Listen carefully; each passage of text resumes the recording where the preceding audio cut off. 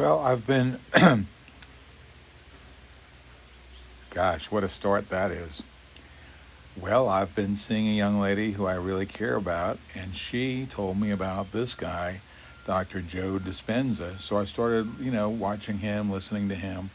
And, he's got some good wisdom, like a lot of the positive thinking gurus. And I think that, I'm just up for that kind of thing. I've always appreciated that. And so I'm listening to him, and this is one that got my attention.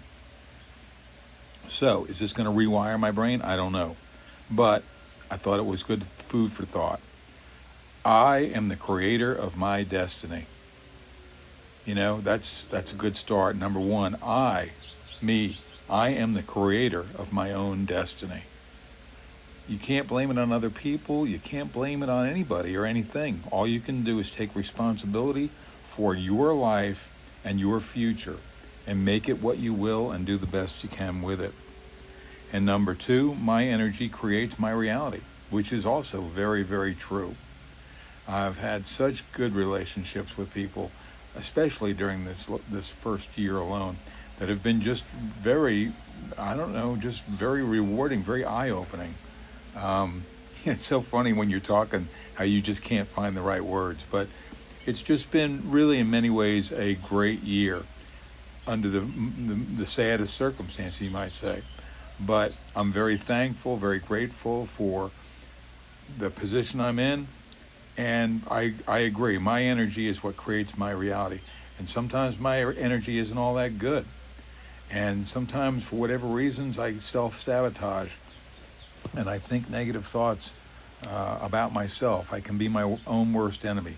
But I have to remind myself it's my energy that creates my reality. And John repeated it last night. He's good with slogans too. And what other people think of you is none of your business. Well, it's cute. That's interesting. But that's kind of true that you tend to worry, or I tend to worry too much about what other people think. Did I say the wrong thing? Did I put my foot in my mouth? Was I okay? This kind of crap. I think a little bit of that is good because the people who apparently don't give any thought to that can be really obnoxious. But anyway, my energy is what creates my reality, and I need to learn to be my own best friend, not my worst enemy. Third, I am whole and complete right now. Yes, I am whole and complete right now. My goal after losing Tess was to learn to live alone. And I've done it. I've demonstrated it. Oh gosh, now we got noise in the background. But, living alone has been great. It's been good. It's been interesting. Um, it's been different than what I expected. I'm not afraid of what goes boo in the night. It hasn't really even crossed my mind. Uh, and it's kind of funny because I used to say, even if there's a baby in the house, at least you're not alone. But now I don't feel that way. Although I do have Zeke, and maybe I can't discount that. But I've been really very happy being alone and processing, my thoughts and doing this, these blogs and so forth has been very helpful. Working with Alice has been great. And like I said, I've got a new, might as well say, a new girlfriend, a person that I really, really love or care about and want to love. I enjoy loving somebody, and I feel good when I'm able to do that.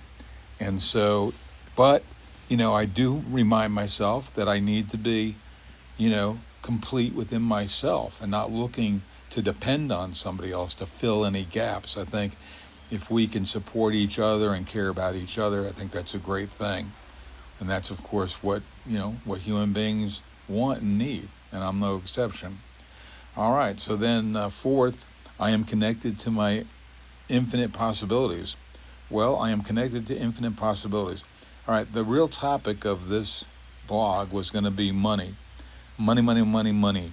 Money is the root of all evil. Well, it's also the root of a roof over your head and food to eat and clothes to wear and just a certain level of human dignity. You have to have money. And I'm thankful and grateful that we made good choices and that, I'm in pretty good shape. But I'm going to make a decision, and I've weighed it out, and I've thought about it. I've researched it. I've talked to my broker with Fidelity. I think I'm going to buy an annuity. And the reason being, I want to guarantee that my income will be here not just 5 years from now, but 10 years from now and beyond. I may not last that long, but as I think it out loud and as I've debated it, you know, this is a portion of my savings, and I've been afraid to spend it. And part of me says that's ridiculous, to hang on to every dime. You need to live. So I think with the annuity, and what this guy told me was, and it made sense, annuities give you permission to spend your money, because even though you've given it over to them, they're going to keep giving it back to you almost like an allowance. So by getting an allowance that will go on forever, that's the key to it, because I don't know how long I'm going to live. And I don't want to live where I'm actually kind of hoping to die, if that makes sense. I don't want to outlive my money. So therefore, I'm going to invest in this annuity, and it's going to start providing me a monthly income to supplement what I have, and it will allow me to live the lifestyle that I'm fairly accustomed to. And it's not an extravagant lifestyle, and I'm going to save money. I'm going to be frugal, but that's a financial decision, and I think it's worthy of discussion for people that are single, because it's different than when you're married and when you're together, when there's two of you. And I've learned a lot, and that's worth a whole nother episode of this blog. So I'm going to tune off or sign off for now. And I am the creator of my destiny. My energy creates my reality. I am whole and complete right now. I am connected to infinite possibilities, and one of those possibilities is to connect to an annuity which will pay me an allowance for life. All right, bye-bye for now.